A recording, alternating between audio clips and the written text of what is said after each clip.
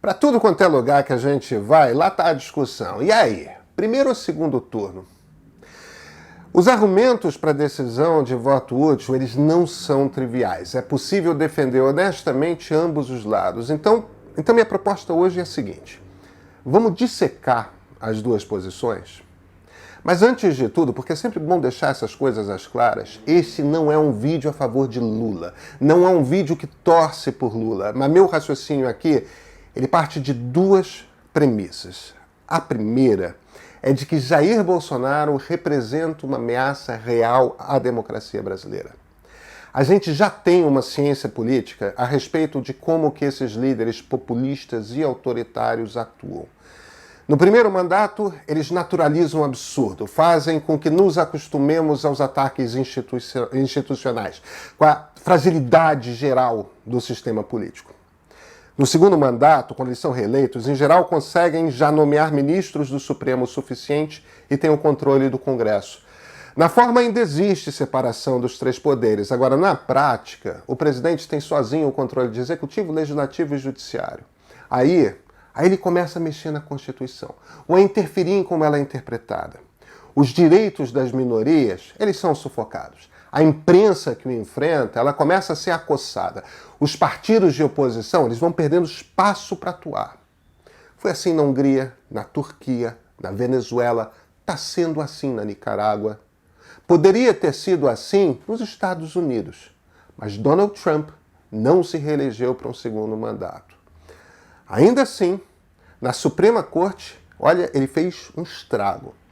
Então uma premissa é essa: Jair Bolsonaro representa uma ameaça real à democracia brasileira.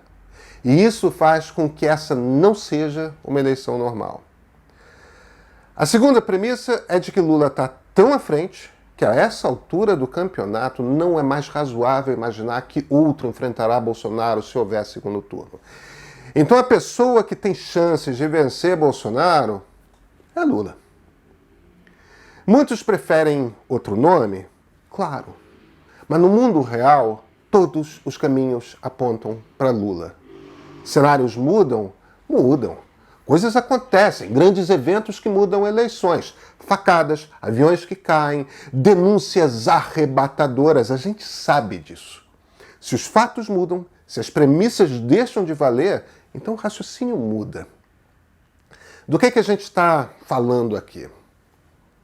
Algo acontece que leva Ciro ou Simone a darem uma guinada para cima e ameaçam chegar ao segundo turno. Algo é descoberto sobre Bolsonaro que o faz perder, 5, 10 pontos em poucos dias. Coisas assim já aconteceram, mas é raro, é muito improvável. Sabe, nesses últimos meses nós triplicamos a produção de vídeo aqui no meio.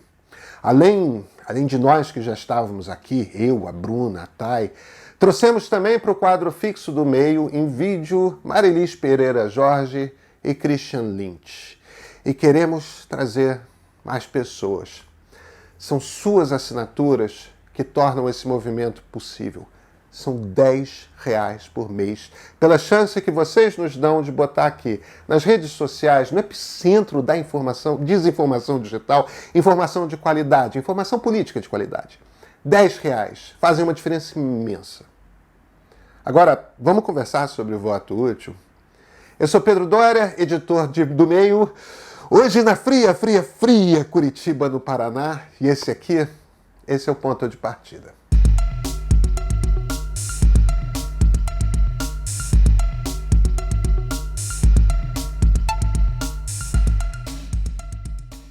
Vamos começar pelo argumento mais simples, é o do voto útil. Vejam, ele é mais simples de fazer, mas isso não quer dizer que esteja necessariamente correto.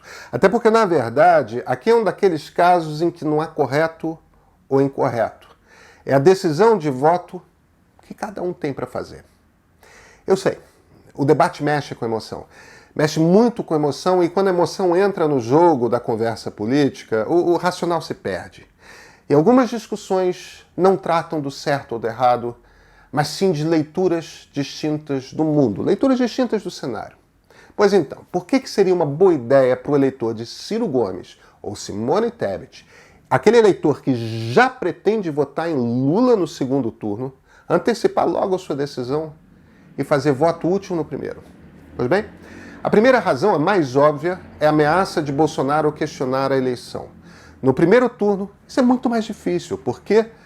Porque estaremos elegendo, além do presidente, toda a Câmara dos Deputados, um terço do Senado, todos os 1.059 deputados estaduais e uma penca de governadores. Quem é que vai estar do lado de Bolsonaro e dizer que nenhuma dessas eleições valeu? Ninguém. A segunda razão, para quem se preocupa com a força do bolsonarismo após a eleição, é que uma derrota assim, acachapante, de sequer chegar ao segundo turno após ter presidido por 4 anos, deixará claro para o Brasil e para o mundo que aquele sujeito não nos representa. A terceira razão é a mais pragmática de todas. Ora, coisas podem acontecer no segundo turno, sabe como é? Facadas, aviões que caem, denúncias arrebatadoras. E aí Bolsonaro vira o jogo que parecia ganho para Lula. Melhor não dar chance para o azar. Agora, esse argumento tem nele uma premissa embutida, a de que essa eleição é sobre Bolsonaro e apenas ele. A gente volta a discutir que Brasil queremos daqui a 4 anos. E é assim que entramos no segundo argumento. Numa democracia, é no período das eleições que nós discutimos o país, o Brasil. Pois é, se abrimos mão desse debate, que é um debate que só a pluralidade de vozes traz, de certa forma já perdemos a democracia, ainda que temporariamente. Perdemos não porque nos foi tirada, mas porque Bolsonaro incutiu em nós medo. É a arma do tirano, tá? Deixar quem pensa diferentemente com medo a ponto de anular aquela pessoa politicamente. Alguém que defende o voto útil poderia perfeitamente dizer: é isso mesmo. Elegeram um sujeito em 2018, agora precisamos agir defensivamente. Pode ser. Alguém que defende o voto em Ciro ou Simone poderia dizer outra coisa, que olha para os mesmos números, tem plena ciência de que seus candidatos não chegarão ao segundo turno, mas não acreditam que o brasileiro reelegerá Bolsonaro. Ele tem consistentemente mais de 50% de reprovação faz vários meses nas melhores pesquisas. Essa pessoa poderá simplesmente dizer: eu confio no brasileiro, Bolsonaro não vai ser reeleito. Agora, eu quero um espaço para discutir com Lula que governo ele fará. E como que o cidadão comum pode fazer isso? Com seu voto. Se Ciro ou Simone tiverem uma votação grande, a tendência no segundo turno é que Lula chame a ambos para conversar. Olha, foi isso mais ou menos que Marina Silva fez agora na última semana. Não entregou o apoio a Lula enquanto o petista não se comprometesse com um pacote de políticas públicas que ela considera importantes. É assim que um líder político responsável faz. Negocia o seu espaço, a sua influência. Em troca, ganha voz nas políticas públicas. Isso tudo, no fim das contas, é negociação de papel no governo futuro. Desse jeito, quem deseja que Lula adote parte da pauta de Ciro ou parte da pauta de Simone quer um segundo turno com esse objetivo, para forçar uma conversa a respeito de que Brasil teremos. Agora, tem um buraco nesse argumento. Ao menos tem um buraco para os ciristas. Porque vem cá, vamos analisar essa ideia de os candidatos de fora usarem o segundo turno para poder influenciar um possível governo Lula. As atuações de Ciro e Simone apontam para uma tática assim? A de Ciro não. Ele estimula abertamente sua militância a entrar em choque com o petista. Lembram aquele momento no debate da Band, aquele em que o Lula acenou com uma bandeira branca para o Ciro e o Ciro respondeu chamando ele de encantador de serpentes? Ciro é um candidato que bate igualmente forte em Bolsonaro e em Lula. É o contrário do que faz a campanha de Simone Tebet. Tem atrito sim, tá? Principalmente tem atrito com os pedidos de voto útil. Mas ela bate em Bolsonaro e quase nada em Lula. Quem vê os programas eleitorais gratuitos dos dois, e eu estou assistindo a todos, às vezes tem a impressão de que os filmes de PT e do MDB estão agindo em dobradinha. Um sobe e o outro corta. Bem, Isso tem resultado prático na política. O caminho de Simone está azeitado para conversas no segundo turno. Vejam, enquanto Lula se mantém ambíguo a respeito da política econômica, Simone e Ciro têm visões absolutamente distintas. Ela é liberal, ele desenvolvimentista. Se o objetivo de haver um segundo turno é ter essa capacidade de influenciar o próximo governo, Simone Tebet está trabalhando para isso. Ciro não está. Bem, o que inevitavelmente deixa a pergunta no ar. O que quer Ciro Gomes? Analisando friamente, sua estratégia de antagonizar simultaneamente e com a mesma dureza tanto Lula quanto Bolsonaro só faz sentido em duas hipóteses. Uma é de que ele está convicto de que vai para o segundo turno. Ou de que, sei lá, ele tem chances grandes de ir para o segundo turno. Ele precisaria, para isso, que um cenário que está estável desde o ano passado mudasse repentinamente em 2 semanas. Repentinamente e radicalmente. É muito, muito, muito improvável. A segunda hipótese é outra. Ciro não está nem aí para o que Lula fará no seu governo. Não está preocupado em levar suas ideias à frente nos próximos 4 anos. Está preocupado, isso sim, com se manter viável politicamente. A preocupação pessoal não é com o país. Ele não pode correr o risco de ter nessa eleição metade do que teve em 2018. Tem de conter a perda de votos, porque senão ele perde a importância política. Claro, as duas hipóteses partem do princípio de que a estratégia é racional. Pode perfeitamente não ser estratégia. As emoções tomaram as rédeas da campanha pedetista. Isso pode ter acontecido. Aliás, acontece às vezes. Mas aí é má política. Olha, a escolha pessoal é pessoal e passa por cada um, como cada um compreende o risco de um golpe de Estado. Bolsonaro teria mais espaço para tentar um no segundo turno, não no primeiro. Mas ele daria um golpe isolado. Fiesp e Febraban, Estados Unidos, Reino Unido, União Europeia, todos os países vizinhos, a grande imprensa, todo mundo já mandou sinais de que um golpe não seria tolerado. Isso quer dizer que o risco é nulo?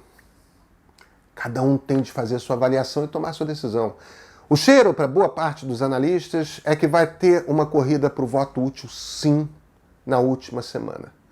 O que ninguém sabe dizer é se vai ser o suficiente.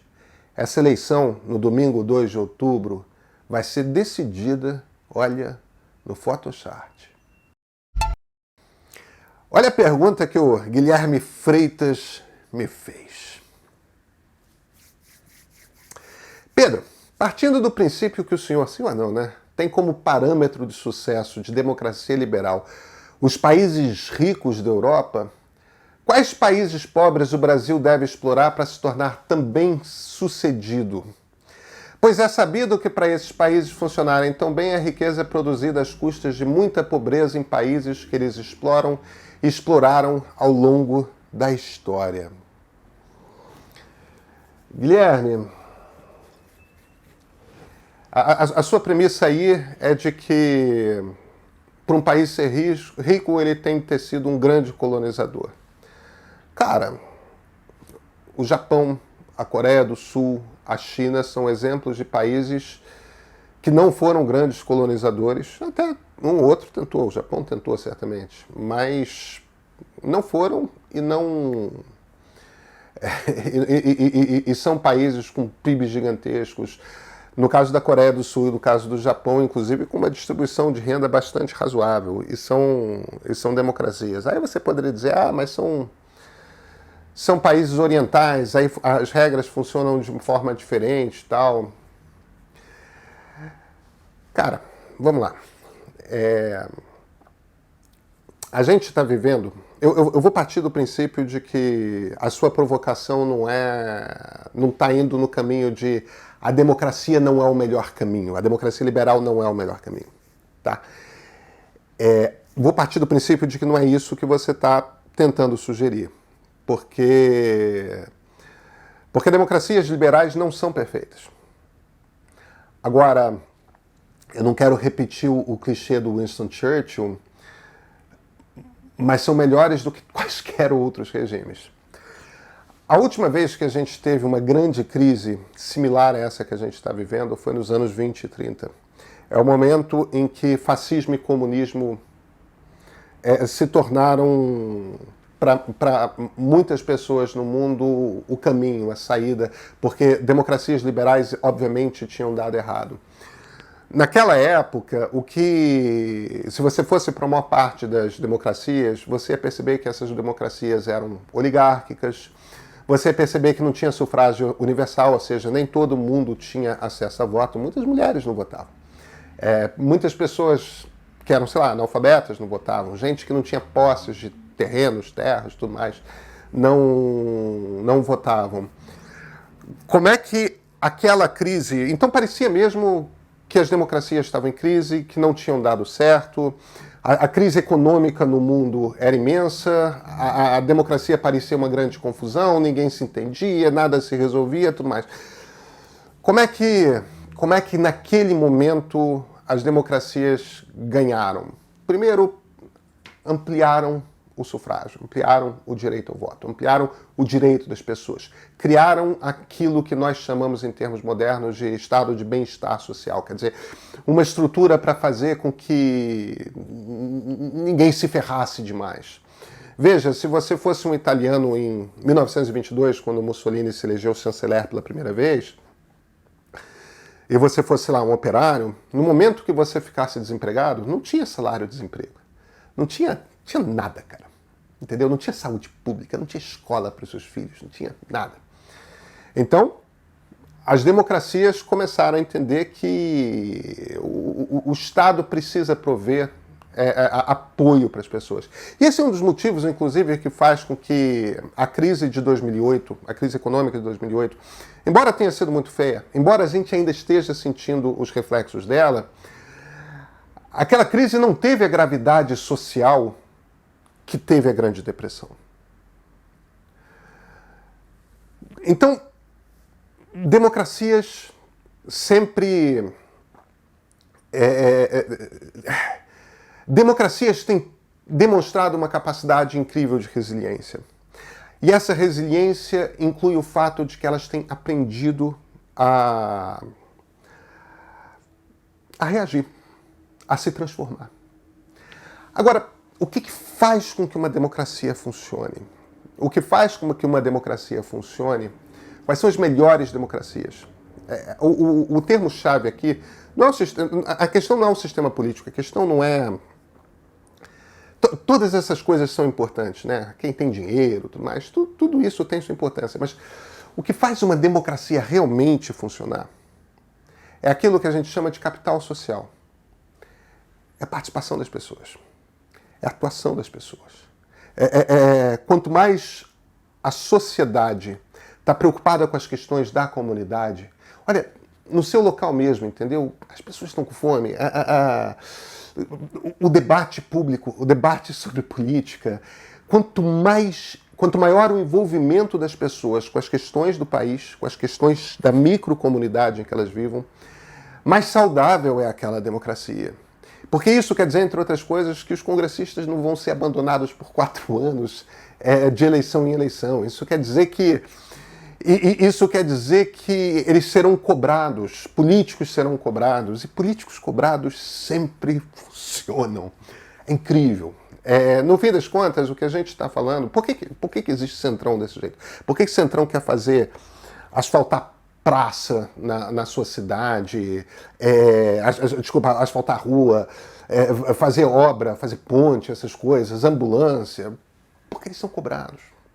Agora, eles são cobrados de uma forma meio... Olha, me dá uma coisa aqui, uma cesta básica. Quando a cobrança deveria ser uma cobrança mais sofisticada. Que tipo de política você está fazendo para melhorar a escola do meu filho? E isso só acontece quando você tem uma população realmente engajada consistentemente nesse debate.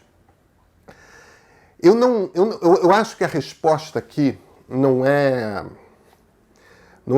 que país pobre a gente deveria... Cara, o Brasil não é um país pobre.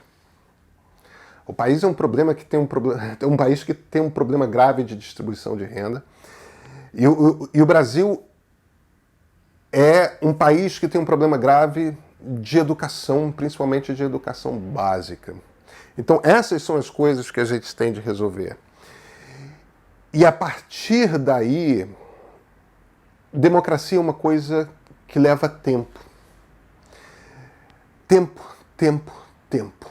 A gente tem um problema cíclico de que sempre que as nossas democracias chegam ali a 25, 30 anos, começa e passam por uma crise, o sistema político meio que entra em colapso e começa a dar uma certa pane. E aí vem a Revolução de 1930, o golpe de 64, a eleição de Jair Bolsonaro.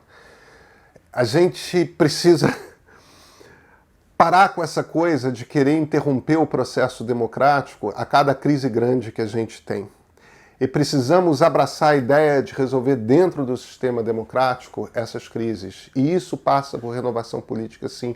Mas isso só acontece com uma sociedade mais politizada. Agora, veja, tem um cara que eu admiro pra cacete. Eu não sei se vocês conhecem o Preto Zezé, o líder da CUFA, da Central Única das Favelas. Ele é democracia em ação, ele é capital social. Ele não é o único exemplo, tem muitos casos assim. Você vê o que a nossa democracia da Constituição de 88 para cá construiu. Construiu essas organizações nos lugares mais pobres do país, do Brasil, que são capazes de gerar pessoas que constroem organização social, que ali, da terra, entendeu? Onde estão, conseguem aglutinar forças em busca de políticas públicas, em busca de melhorias, em busca de conversas, em busca. É a construção de um país. Esses são sinais de uma democracia que funciona. Porque são os momentos em que primeiro algumas pessoas, depois mais pessoas, depois ainda mais pessoas começam a se engajar porque percebem que gente como o Preto Zezé são capazes de gerar resultados concretos, trazer conquistas reais. Agora, é pouco tempo de 88 para cá. A gente precisa de mais 30 anos, e mais 30 anos, e mais 30 anos. É passo a passo. Democracia não é um sistema rápido. Ditaduras são sistemas rápidos. Só que na ditadura você não tem voz. Na ditadura é o que o rei manda. É só o que o ditador manda. É só o que o tirano quer. Os amigos do tirano têm espaço, os inimigos saiam, tortura.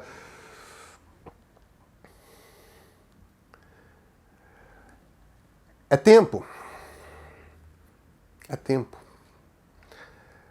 A gente tem tudo para fazer mesmo um país melhor. A gente precisa dar tempo para essa democracia amadurecer. A gente precisa dar tempo para essa democracia melhorar. E olha, a gente já vive hoje num país muito melhor, mesmo com o Bolsonaro. Muito melhor do que aquele que a gente vivia quando a gente saiu da ditadura militar. É um país em que a gente está reclamando de uma inflação de 12%. É um país em que tem escola para tudo quanto é criança. São escolas ruins.